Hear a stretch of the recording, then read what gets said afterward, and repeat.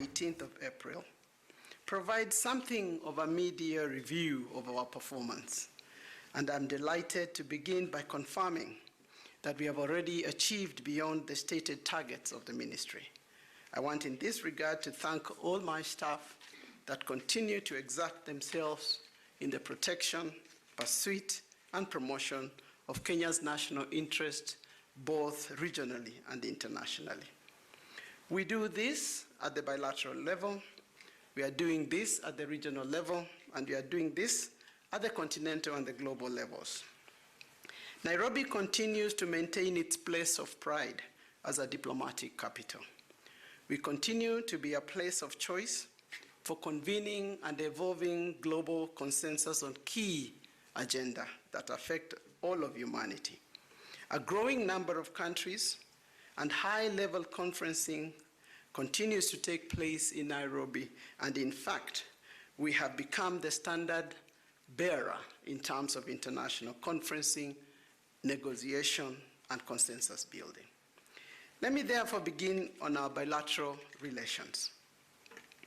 Emanating from the clear government policy and prioritization as provided in this second term of President Uhuru's government in the framework of the Big Four agenda and their enablers, we as government have drilled down to bankable projects and programs.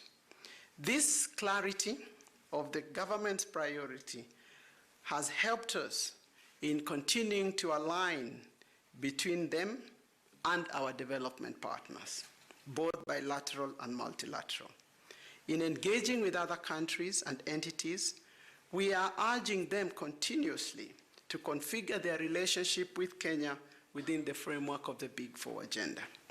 Therefore, for example, the United Nations family in Nairobi under the UNDAF framework is fully aligned to the government's priorities, as is the engagement with international private sector and development assistance frameworks. Today, as I am sure you all know, our ease of doing business continues to improve faster than any other country.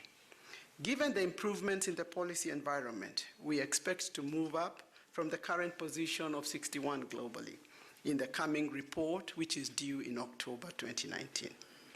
Only this morning, I was looking at the KPMG Change Readiness Index report for 2019, which shows that Kenya is now ranked at 59 of 140 countries globally in its readiness to prepare for and respond to major disruptions such as climate change, technology, and geopolitics. This places Kenya number 1 in the East African region and second on the continent, after Mauritius, which is ranked at 34th position. Our macroeconomic fundamentals continue to be robust, with an expected growth rate in 2019 at 6%. In spite of our challenging neighborhoods, the government continues to improve security of its people within its territory. Our investment in strategic sectors continues to give us a competitive edge. As a gateway to East, Central, Southern, and Horn of Africa, the investment in the Lapsset corridor is critical. The first 3 berths of the Lamu port are scheduled for completion before the end of this year. In fact, the first will be commissioned next month, bringing alive one of the most critical infrastructural corridors on the African continent. A corridor that will open up not only our unexploited northern part of our country, but also that will link us to Ethiopia, to South Sudan, to the CRA, Central African Republic, to DR Congo, and through to the Atlantic Ocean. In essence, creating a land bridge across Africa, from the Indian to the Atlantic Oceans. Combined, all these developments grow our international stature and place Kenya on the top league amongst the community of nations. Developments nationally are being buoyed by the strengthening of bilateral relations. In the last 2 quarters, Kenya has received a total of 28 ambassadors and high commissioners. We have also in turn appointed 18 ambassadors and high commissioners who are in the tail end of their deployment process. We have also, since the year, focused our attention on high-level visits and engagements across the world, and the benefits of those engagements are becoming evident day by day. In Africa, we have made high-level visits and received high-level delegations from the Southern African region. You'll all recall the president was in Namibia. We have engaged with Mauritius. We have engaged with Mozambique. In North Africa, we've engaged with Niger.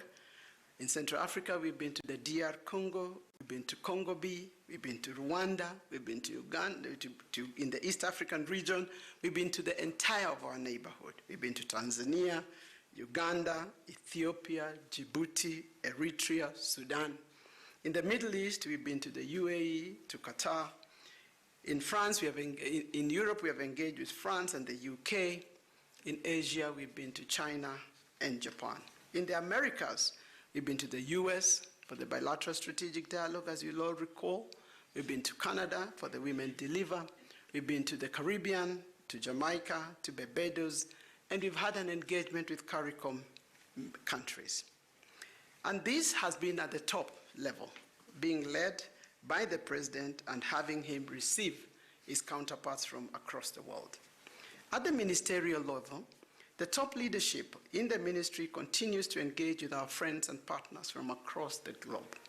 I have had the honor to visit and engage and hold bilateral meetings with more than 30 foreign ministers from Africa, Europe, Asia, America, and the Middle East.